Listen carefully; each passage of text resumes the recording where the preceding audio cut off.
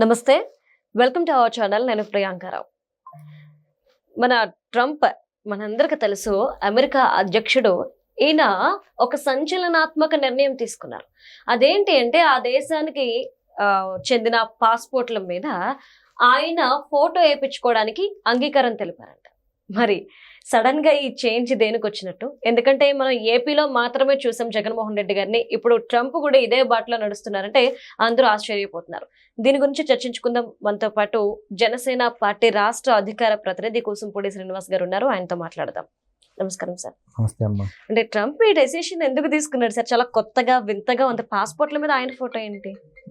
అంటే మీరు అన్నట్టుగా కొన్ని నేతలు తీసుకున్నటువంటి నిర్ణయాలు చాలా ఆశ్చర్యకరంగా ఉంటాయి. మీరు అన్నారు జగన్ ఏమన్నా అమెరికా వెళ్ళాడా, జగన్ ప్రభావం ఏమన్నా ట్రంప్ మీద పడిందా అని. ఎందుకు అన్నారంటే దాంట్లో కూడా వాస్తవం ఉంది.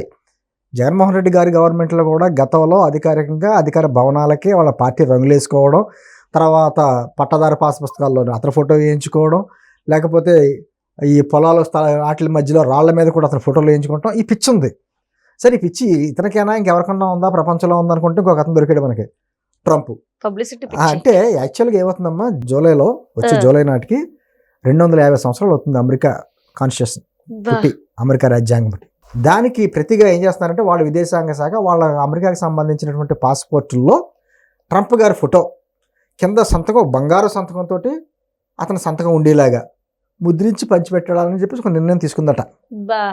అమెరికా అంటే మనం ఎలా ఊహించుకుంటామంటే ఒక పెద్ద డబ్బున్న దేశం, వెల్ ఎడ్యుకేటెడ్, వాళ్ళ ఆ ప్రజాస్వామ్యం, అతిపెద్ద ప్రజాస్వామ్యం, అన్ని హక్కులు ఉంటాయి వాళ్ళకి అనే రకమైన ఊహించుకుంటూ ఉంటాం. దూరపు కొండలు నునిపోయి ఉంటా చూసారా. అది ఎందుకంటున్నానంటే ట్రంప్ 2012లో మాట అన్నాడమ్మా, ఆల్ అమెరికన్స్ ఆర్ ఫూల్స్ అన్నాడు.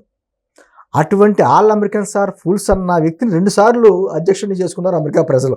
ఇప్పుడు 2సారి అధ్యక్షుడిగా అయిన తర్వాత అతను తీసుకున్న నిర్ణయాలన్నీ కూడా చాలా విచిత్రంగా, ఒక పక్క నుంచి దేశాల మధ్య జరిగేటువంటి యుద్ధాల విషయంలో కావచ్చు. ఉదాహరణ మందే, పహల్గామ్ జరిగినప్పుడు మన ఇండియాకి పాకిస్తాన్కి యుద్ధం వచ్చేటువంటి వాతావరణం వస్తే నేనే ఆపాను అనే మాట ఎన్నిసార్లు చెప్పాడో మనం చూసే. ప్రతిసారి ఇదే మాట, నేను లేకపోతే ఇండియా పాకిస్తాన్ యుద్ధం జరుగును, నేనే ఆపాను యుద్ధాన్ని, నేను అటువంటి యుద్ధాలను 6-7 యుద్ధాలను ఆపాను కాబట్టి నోబెల్ శాంతి బహుమతి కూడా నాకు ఇవ్వాలని చెప్పి సిఫార్సు కూడా చేశాడు ఆయన. హార్వర్డ్ యూనివర్సిటీ లాంటి యూనివర్సిటీ మీద కష్ట కట్టాడు. అతనికి కూడా ఈ రంగులు పిచ్చి, ఫోటోలు పిచ్చి, ఈ బ్యానర్లు పిచ్చి, ఆ పిచ్చి మిదిరిపోయి ఏకంగా పాస్పోర్ట్ల మీద అతను ఫోటో వేయించుకునేటువంటి స్టేజ్కి అతను వెళ్ళిపోయాడు. అంటే కొన్ని ప్రభుత్వ పథకాలు కూడా అతని పేరు మీద పెట్టేటువంటి పరిస్థితికి వెళ్ళిపోయింది. ఏంటంటే ఏదైనా ఇదే ఎక్కడో పలానా ప్రపంచంలో, పలానా దేశంలో, పలానా రాష్ట్రంలో ఎవరన్నా ఒక మన జగన్ లాంటి వాళ్ళు వస్తే వాళ్ళ ఇటువంటి పనులు చేస్తారని, తిక్క పనులు చేస్తారని తెలుసు. కానీ ఒక ప్రపంచంలోనే పెద్దన్న పాత్ర పోషిస్తున్నాం అని చెప్పుకునేటువంటి అమెరికాలో ఇటువంటి వ్యక్తిని భరిస్తున్నారు అంటే అమెరికా ప్రజలు నిజంగా పాపం వాళ్ళని చూసి జాలిపడాలా, బాధపడాలా అర్థం కాని పరిస్థితి. ఎందుకంటే అక్కడ ఒక దేశాధ్యక్షుడైనా సరే కొన్ని నిర్ణయాలు అక్కడ కాంగ్రెస్ డిసైడ్ చేస్తుంది. అదేవిధంగా ప్రజల్లో చాలా తీవ్రంగా వ్యతిరేకిస్తారు తేడా వస్తే.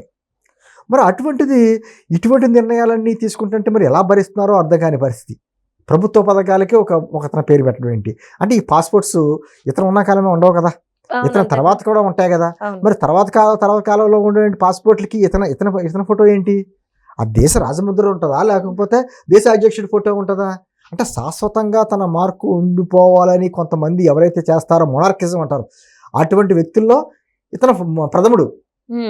ప్రతిదానికి అతనికి ఎన్ని రకాల, అతను మాట్లాడే దేశాధినేతలతో మాట్లాడేటప్పుడు కూడా కొంతమందితో మాట్లాడేటప్పుడు చాలా వ్యంగ్యంగా మాట్లాడడం, చులకనగా మాట్లాడడం.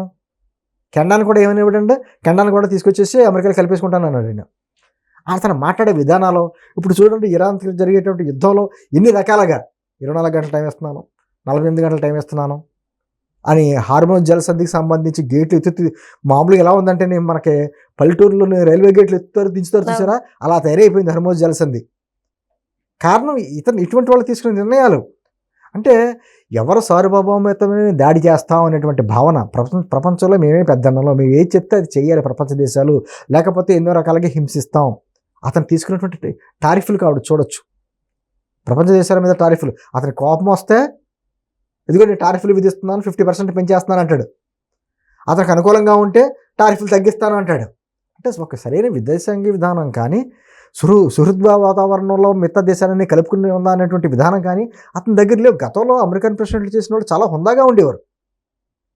వాళ్ళు తీసుకున్న నిర్ణయాలు కొన్ని దేశాలకి ఇష్టం లేకపోవచ్చు, కాకపోతే మరీ నియంత్రిత పోకడలతో వెళ్ళేటువంటి భావనగా ట్రంప్ ఉన్నాడన్న మాత్రం వాస్తవం. ఈ మధ్యకాలంలో అనేక నిర్ణయాలు మాట్లాడితే 6 దేశాలకు యుద్ధాలు నేనే ఆపాను, ప్రపంచ శాంతి దూత నేనే అంటాడు, ఇవ్వకపోతే ఒప్పుకోడు. ఇప్పుడు నాటో ఉంది, నాటో మీద కూడా వ్యతిరేకంగా మాట్లాడతాడు, ఐక్యరాజ్య సమితి వేస్ట్ అంటాడు, అతను ఏం మాట్లాడదో తెలియదు, పెంటగాన్ వేస్ట్ అంటాడు,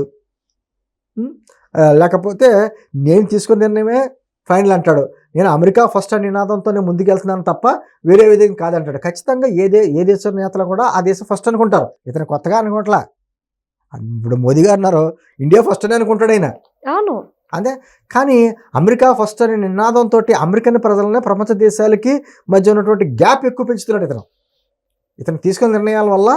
చాలా మంది ఇంక చాలే, ఒక అమెరికా అంటే మనకు ఒక కళ్ళ సోదలా ఉండేది, అక్కడికి డాలర్ డ్రీమ్స్ అంటారు కదా, అటువంటి వాతావరణం ఇంకా చాలు, అమెరికా కాకుండా వేరే చోటకి ఇతర దేశాలకి వెళ్ళడానికి ప్రయత్నాలు చేస్తున్నారు తప్ప అమెరికా వెళ్తే మనం ఉండలేం, ఎప్పటికైనా ఇబ్బందే అనేటువంటి పరిస్థితి. అతను ఇల్లీగల్ ఇమిగ్రెంట్స్ విషయంలో కూడా తీసుకున్న కొన్ని నిర్ణయాలు ఖచ్చితంగా తీసుకుంటారు. ఎవరైనా సరే అక్రమ వలసదారులు మన దేశంలో ఉంటే కఠినమైన నిర్ణయాలు తీసుకుంటారు, కానీ తీసుకునే విధానంలో కొంచెం కాఠిన్యం ప్రదర్శించి అతను చేసిన విధానం ఏదో ప్రపంచ దేశాలు వ్యతిరేకించినాయి, కరెక్ట్ కాదనే దేశం. అదే నేటంది. ఇప్పటికీ మన భారతదేశంలోనే కావచ్చు, చాలామంది పెద్ద పెద్ద సాఫ్ట్వేర్ ఇంజనీర్లు కావచ్చు, డాక్టర్లు కావచ్చు, ఒకప్పుడు అలా చూసేవారు, ఇప్పుడు చూడడం మానేశారు.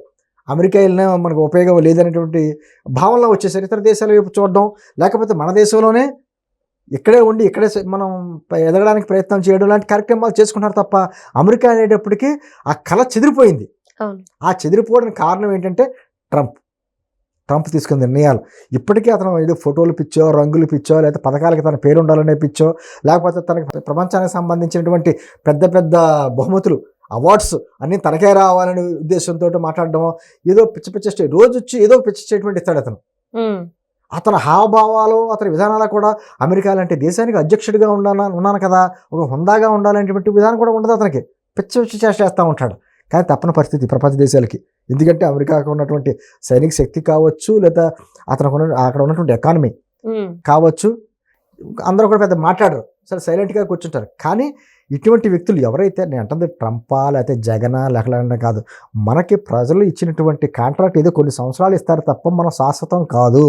ప్రజాస్వామ్య దేశాల్లో ఎవరో శాశ్వతం కాదు, ప్రజలే అంతిమ తీర్పిచ్చేది వాళ్ళే, ప్రజలే దేవుళ్ళు. వాళ్ళకి ఇష్టాలకు వ్యతిరేకంగా ప్రవర్తిస్తే ఖచ్చితంగా తీసుకెళ్ళి మూలపడేస్తారనేటువంటి భావంతో ఉండాలి తప్ప మేమేదో రాజులు రాచరికంగా మేమే ఉంటాం అనేటువంటి భావంతో ఉంటే ఇటువంటి ఆలోచనలు వస్తే ఖచ్చితంగా అమెరికన్ ప్రజలు కూడా చాలా తీవ్రంగా ఆలోచిస్తారు. ఇటువంటి వ్యక్తినా మనం ఎన్నుకున్నాం, రెండోసారి అవకాశం ఇచ్చేవని చెప్పేసి, వాళ్ళు సరైన సమయంలో వాళ్ళు సరైన తీర్పిస్తారు. Right, thank you so much sir.